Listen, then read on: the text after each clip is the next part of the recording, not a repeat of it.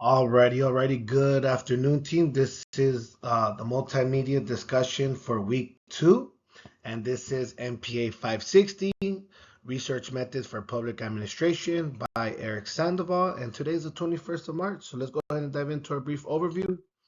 So, our brief overview is the selected program for this one is after school programs for at risk youth. Now, so a little introduction is our after school programs for at-risk youth is the program that is the name of the program that was selected, and the essential purpose of this is it provides structured activities and supervision during after school hours.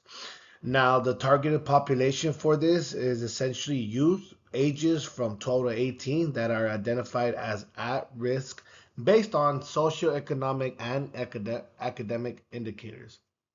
Now, what is our problem? What happens to be the issue, right? So, um, as of 2020, the some of the articles that I came across in 2020, there's been approximately throughout the United States, we've approximately had about 3.5 million juveniles that reports were made that they've been arrested, and let alone of those, a very high disproportionate number that occurred from that.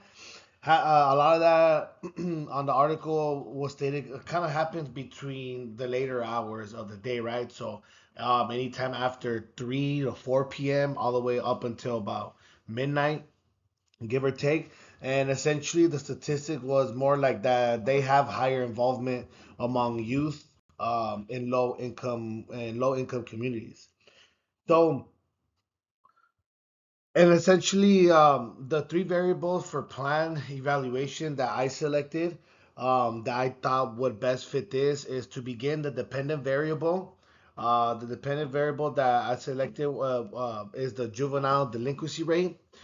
And then followed by that are two independent variables. The first one is participation in after school program. And essentially that's it is the independent variable, and the variable type, I felt as if it was nominal.